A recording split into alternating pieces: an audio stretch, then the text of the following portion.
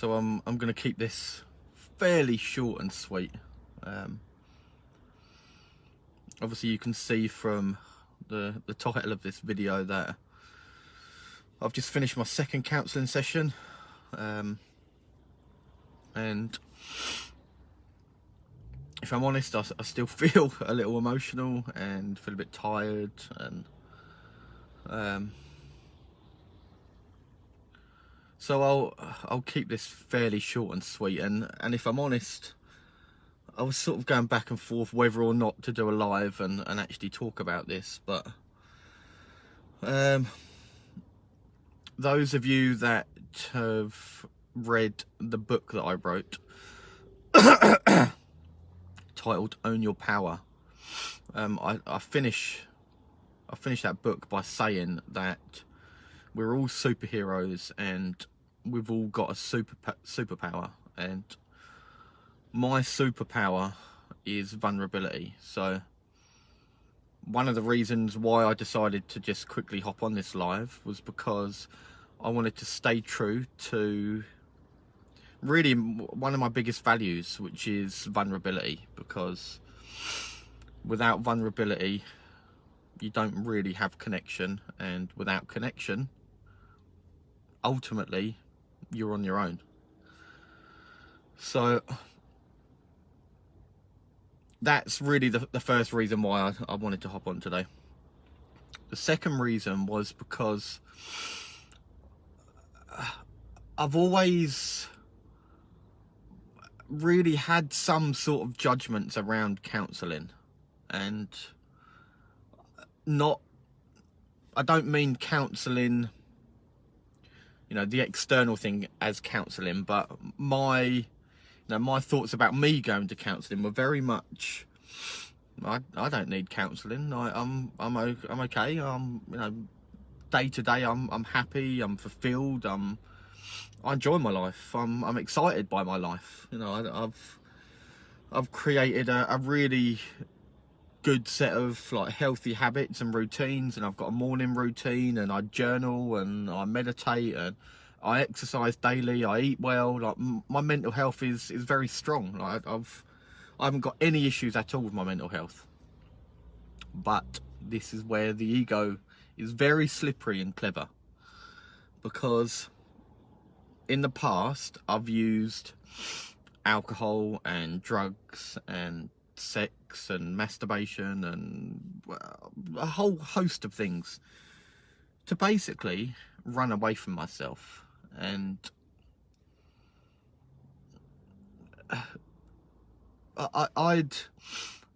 once I'd worked through, you know, all of these things that, you know, I knew were unhealthy and were keeping me sort of locked in this place where I was struggling mentally, I'd really sort of reinforced all these healthy habits of journaling and morning routines and exercise and eating well and just, you know, all the healthy habits. But again, I'd built these habits and these routines to still run away from myself. And deep down I knew that. Just because like my physical health is fantastic and my mental health is fantastic doesn't mean that my emotional health is fantastic. In fact, quite the opposite. I actually really struggle to connect with emotions, and because I've almost sort of ran away from anything that feels uncomfortable, I've sort of found myself like numbing uncomfortable emotions. But you can't just choose to like run away from or numb uncomfortable emotions. You almost, once you choose to numb and run away from emotions that are uncomfortable, you also on the other side run away from emotions that are like healthy and, you know, happy and fulfilling, and, you know, got really great, amazing, positive, again, that's, you know, ego talk, like positive emotions, they're just emotions. But you know what, where I'm trying to go with this, you can't numb one side of your emotions that feel uncomfortable and still feel all the emotions that feel good to you. You just can't do it. So I recognised that something happened in my life, that my mind and my ego and everything has always told me, like, logically I understand that thing that happened when I was probably 10 or 11. I understand it all. I'm very good at being in like my analytical mind and understanding things and being very intellectual about things. But again, that was me running away from the actual work of being in my heart and feeling. And I knew that this thing that happened when I was sort of 10 or 11 has really been like the root cause of all my stuff, for want of a better word. And because of that, my life has sort of played out how it's played out. And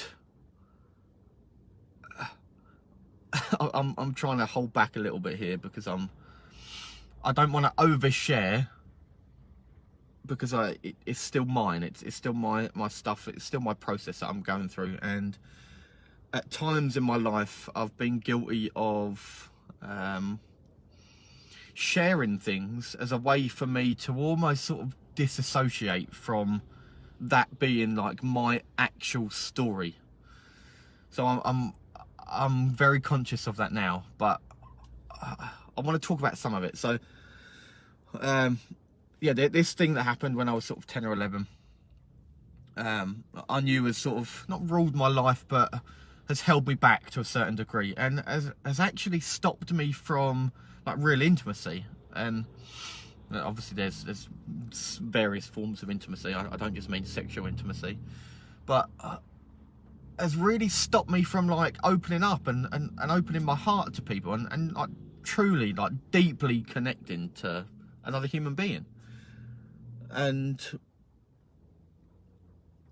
everything that I've built up, like my habits and my routines and stuff like that, they have served me and they will always serve me. But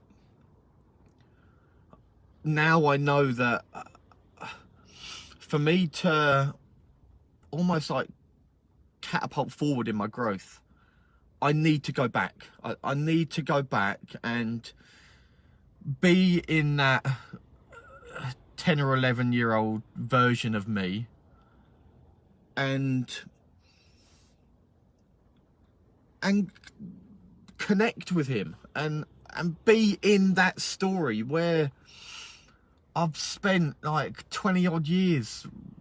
I've spent 20 odd years running away from that 10 or 11-year-old version of me, and I've rejected him, I've abandoned him. And the vision that comes to my mind when I think about him is,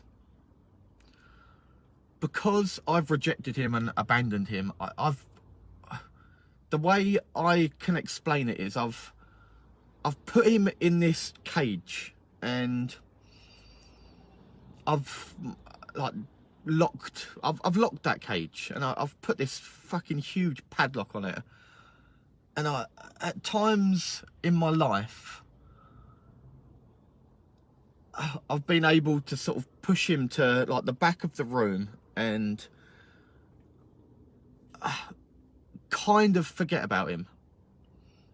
But at other times in my life, he's been like that, right up against the bars, like screaming, like pleading with me to like open that cage and just like hold him and love him and see him and hear him and just... And this word come up for me a few times today in my counselling session: protect him. Just protect him and let him know that he's loved.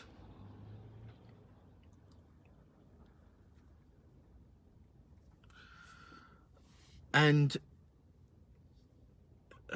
it's been so hard for me to go back to that place of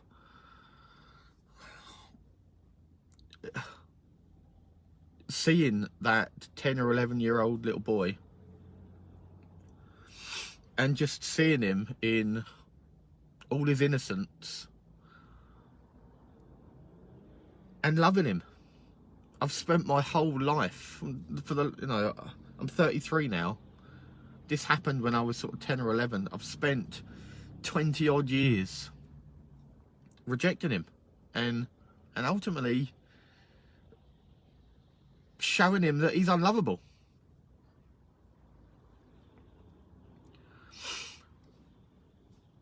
A few years ago, some of you that know me or have followed any of my stuff will know that I was arrested under an allegation of attempted rape. And from that point, for probably 2 years, I was just on this downward spiral. Again, it was like a complete like rejection and abandonment, and another way for me to subconsciously and probably consciously as well, like feel like I'm unworthy of love. And that realization fucking crippled me.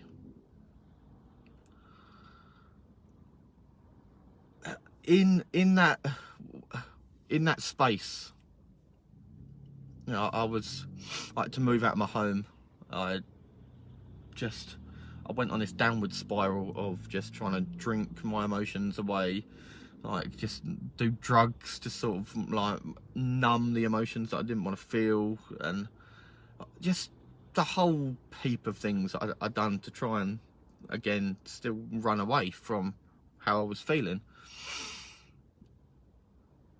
Once I started to sort of come out the other side, and I could build up my sort of healthy habits again, and my exercise, and started journaling again, and I started blogging, and like just a way for me to connect to a level with my emotions, but keep very much like in my analytical mind, and try and understand them and rationalize them, and not really feel them. And the last like couple of years for me have been great. Like I met Charis, like she come into my life, and I see Charis, and this is how I explain Charis in my life. I explain her as when I was like starting to build up, all these healthy habits again, when I was living in my gym, because I no longer wanted to be in this place anymore, and I was in pain. So I really started focusing on trying to love myself again, and building habits up. A few months later, I honestly feel like God or the universe or the divine source, whatever you want to call it, rewarded me by saying, like, here's Charis. And the only way that I can explain Charis coming into my life in that moment is the light. And I know at times that word gets thrown about, and it's quite sort of trendy, I suppose, to talk about light and dark and like stuff like that. But to me, she was the light in my life that like illuminated my darkness, and made me understand that I am lovable. And she showed me an immense amount of love. Like there was times when I literally could not feed myself. Like I had to move out of my house because I couldn't afford my rent. I got into loads of debt. I was living in my gym. At times I couldn't pay the rent on my gym. I couldn't feed myself. I couldn't put petrol in my car. I always remember this one time that, like, I'd been living on, for probably 4 or 5 days. I'd been living on protein shakes and oats and dry tuna, and I was still like training my clients, and no one knew that, you know, for the last few days that's all I'd been living on, because I had no money. You know, I was still training my clients and stuff, and this one day, Charis turned up at my gym, and she rang me. I was upstairs. She rang me. She said, "Oh, I'm just at the door." Went down, opened the door. She had a bag in her hand, but I didn't think nothing of it. She come upstairs, and as she walked upstairs, she went, "Oh, just like flippantly, just, you know, very casually, just said, oh, I was in Tesco, so I just thought I'd pick you up a few bits." Like, deep down, I don't know whether she knew that I didn't have anything. You know, maybe she went to my fridge and saw that there was nothing in there, like no milk, nothing, literally nothing in there. I don't know whether she knew that. But she bought me some chicken breasts, which I could cook on my little like George Foreman grill thing. She bought me a big bag of rice, which I could cook in my rice cooker. She bought me coffee. She bought me some Turkish Delight bars, which is one of my favourite chocolate bars. There was a couple of other things, some milk and like a few other bits. And she probably spent 20 odd quid on, you know, just because she said that she was just in Tesco's and she thought she'd pick me up a few bits. In that moment, like, I was so, I could feel like my throat sort of clogging up a little bit, and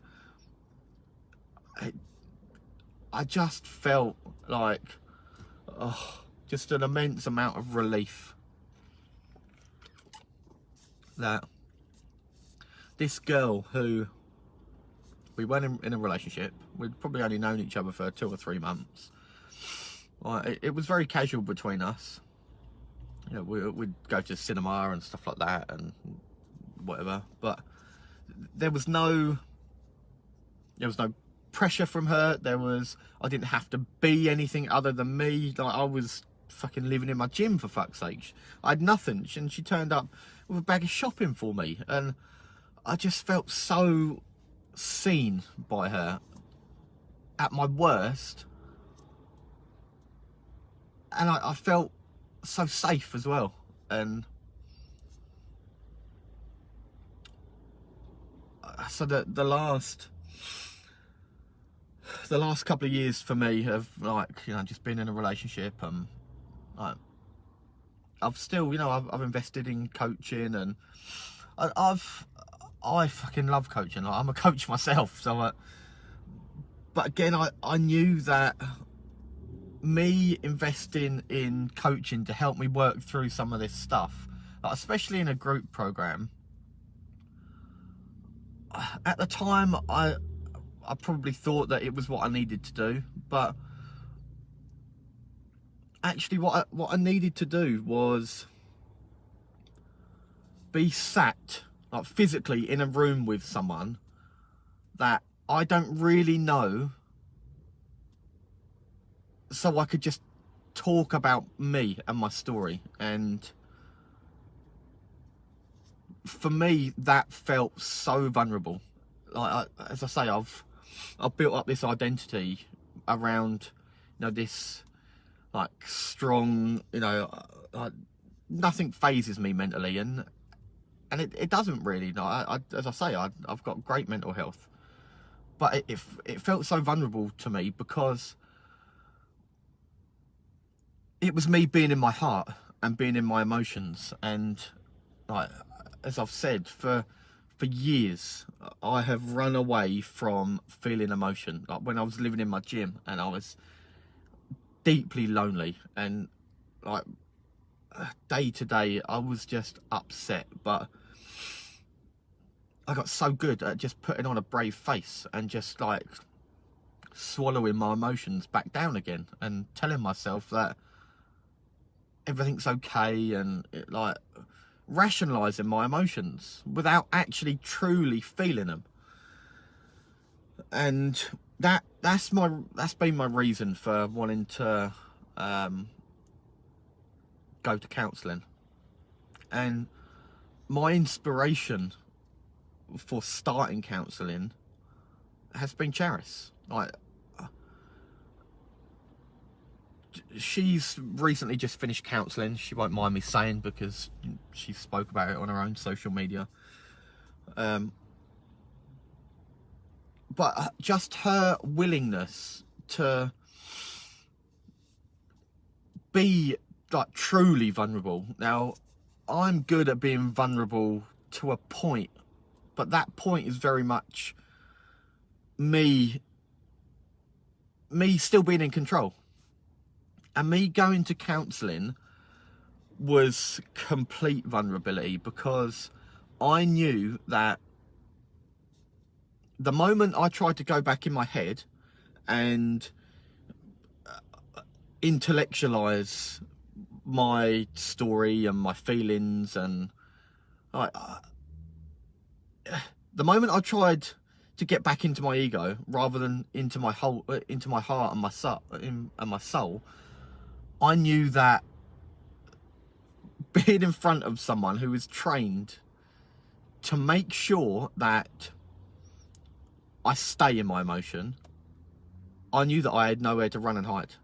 And that was fucking scary for me, because I couldn't do what I'd been doing for 20 odd years. I couldn't run. I couldn't escape into my healthy habits. I couldn't escape into like drinking drugs. I couldn't escape into masturbation, or it wasn't, I had no way out. The only way out was to go through. And today was such a powerful session for me, because this morning I had that vision, which I spoke about at the start of this video. I had that vision of the 10 or 11-year-old version of me, like being trapped in this cage that I'd locked him away in. And I felt, this morning, I felt really emotional. And I very rarely feel emotional. I'm very much in my own head. I'm very good at being productive and sticking to the game plan and committing to routines. And like when I do a fat loss phase, I have no trouble with it, because it's, you know, it's just me, right? Do this, do this, do this, do this. Easy. But this morning, when all this emotion started bubbling up, it was nice in a weird way. It was, I could see my inner child. And I don't particularly like using that term, because again, it's a term that gets sort of like, it's very trendy to talk about inner child. But I could see this 10 or 11-year-old version of me, like, with his arms out. I had this vision, like, with his arms going through the bars of the cage that I've locked him in, and sort of looking at me with tears in his eyes, asking for me to love him. And this emotion was bubbling up, and my eyes started to tear up. And at one point, I could feel like a tear starting to like drip down my face, but I sort of wiped it away. And I tried to stay in that place before my counselling session this morning. And rather than like driving to counselling and getting very much in my head and like, you know, running away again, as soon as I got into counselling, I knew, like, and I said, I feel really emotional today. And that was hard for me to say that.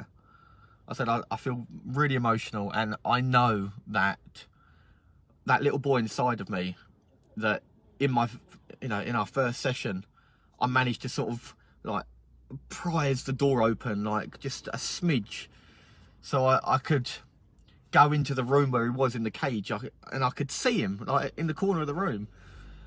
But now I know that he's he's begging me to please just fucking unlock this cage and give him the love and the attention that he is screaming out for. And once I sat down and started saying that, like, my eyes started welling up, and I started crying. And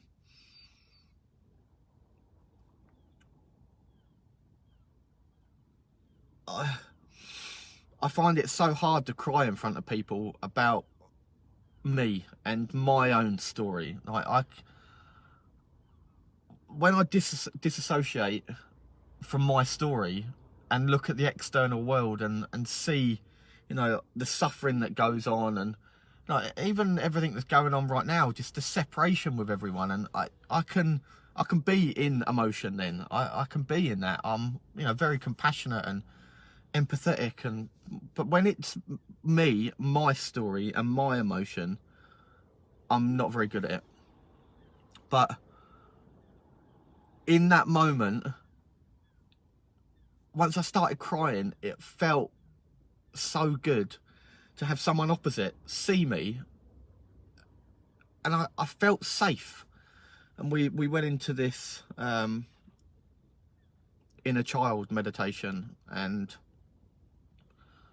as I say, I don't want to go into too much detail because this is still very much like my story, and I'm still in it. But it was just so powerful to be able to just go back and start giving that version of me at 5 and 10 or 11 and 15 and 20 and you know, a couple of years ago, and just me, just throughout the stages of my life, just go back and just look at him and talk to him. And just all the emotion that just come out today. And like I said at the start of this video, I mean, I didn't expect it to be this long, but whatever. It was like that door into that room and that cage was finally open, and I felt the amount, like this immense amount of relief from him. And then once I opened my eyes, like after going through that meditation and just like reflecting, I just felt this lightness just come over me, and I was just like, for all of my life, like for all of it, I've just felt just heavy and like ungrounded. But I felt after that, I just, like now I feel grounded, I feel light, I feel like I'm tired. I'm really tired now. I went to a place that I'd been running from for years, and I do feel tired, but just that lightness and just that relief. And so I think I'm gonna start wrapping up. But my experience so far with counselling is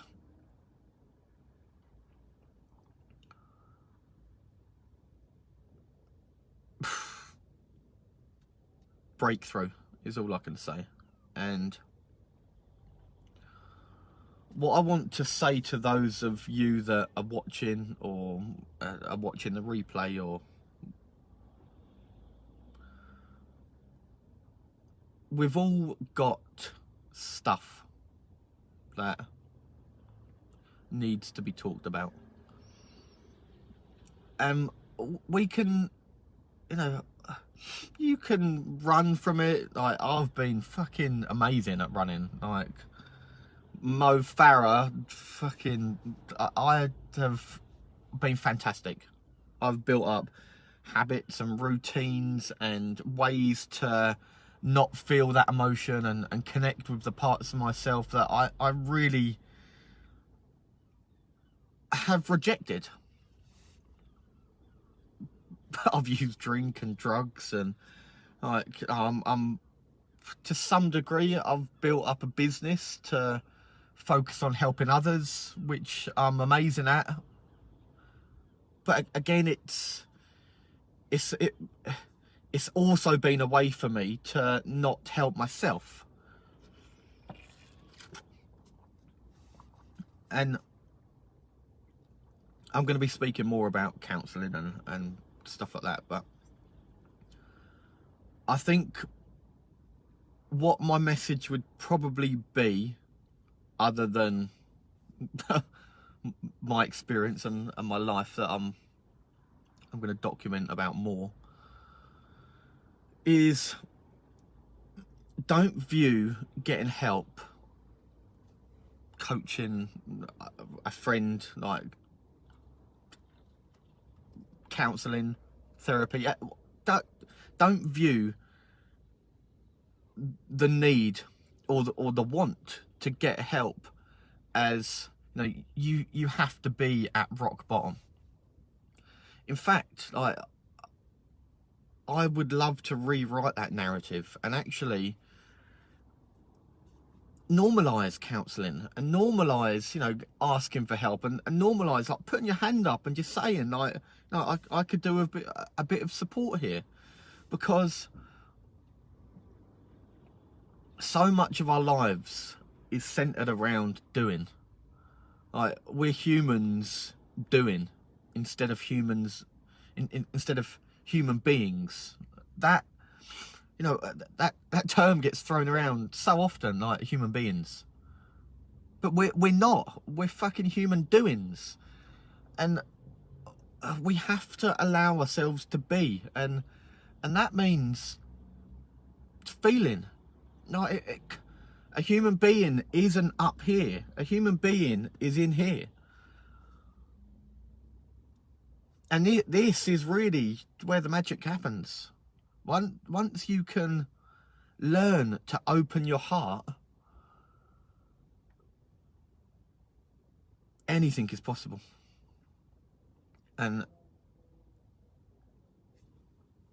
we have to be willing to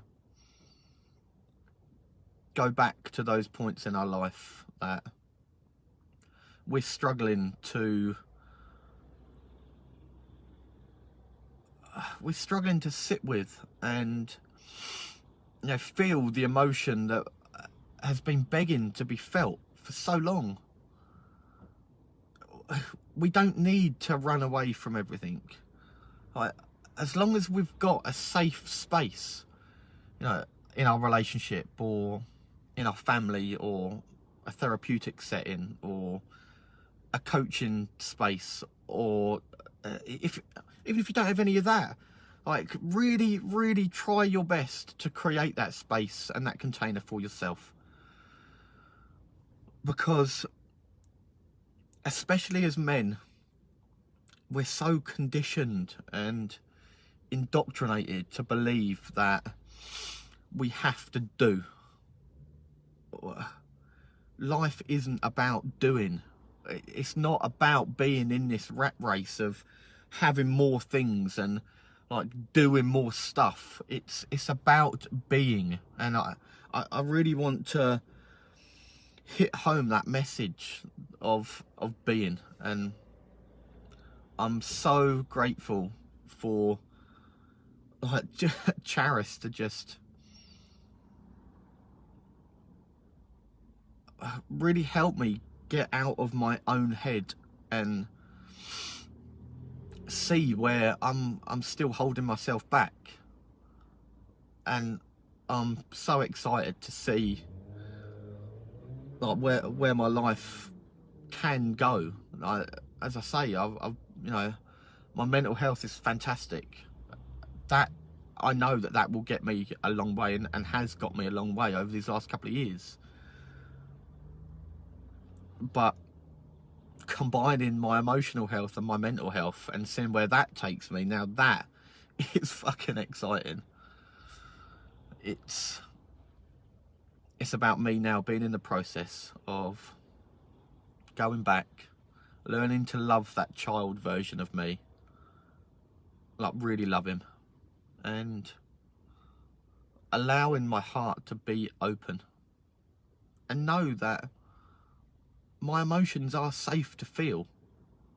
I've got such a loving partner. Like, I've got an amazing friend in Amy who I know, like, just these two people, I can be in my emotions with them, and after today's session, I now know that I can be in my emotions on my own. I can create that space and that safety for myself. And yeah, I mean, I never want to try and advise people what to do, because who am I to advise anyone about what they should do in their life? But all I can say is, for me, this has been a real eye-opener and a learning curve, and every day's a school day. I'm going to leave it there. Actually, I just want to leave you with like my favourite memory of my whole life.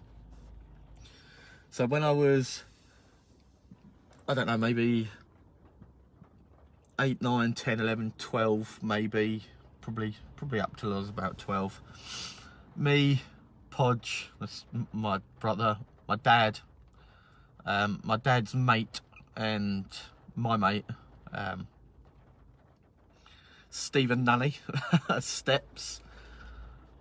My favourite memory was going up the school field with them and kicking a football about, and just my dad, you know, kicking the ball to us, and like Steps' dad kicking the ball to us, and like my dad and his mate were chatting about football, and like me and Steps, still love that name, Steps. We were, you know, like just kicking the ball to each other, and I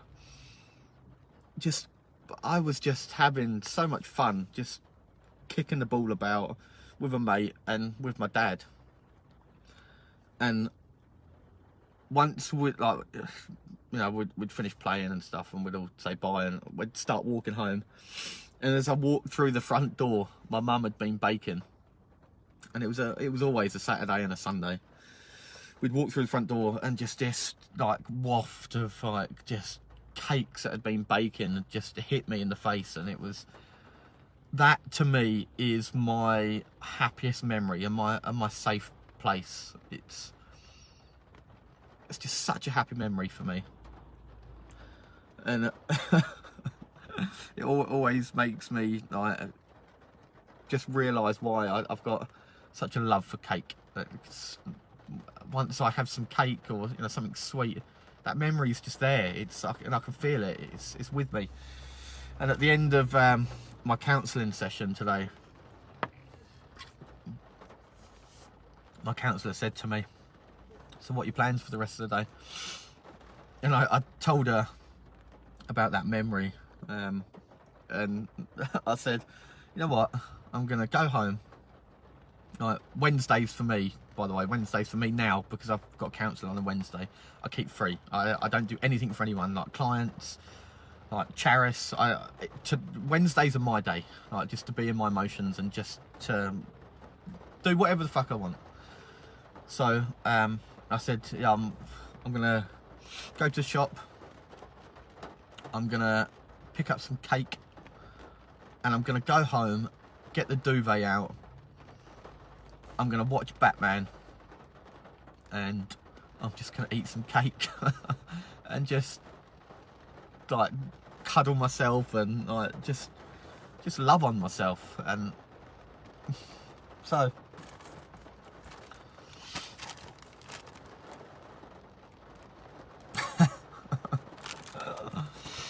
Charis might get a little slice of that cake, maybe. But yeah, so I'm just gonna eat that cake, and I'm gonna go home, and I'm just gonna put Batman on. It's pissing it down with rain again today up here. Gonna get the duvet out. Charis is actually in bed. She didn't finish her night shift until well, she got home at 9:30 this morning, so she'll probably be in bed until probably about 4 o'clock.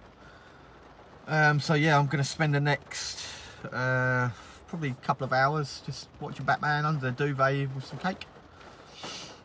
So I'm going to leave you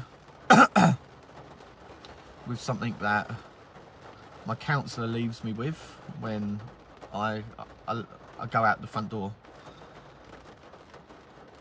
and that's be kind to yourself today. I'm going to leave it there. Just be kind to yourself.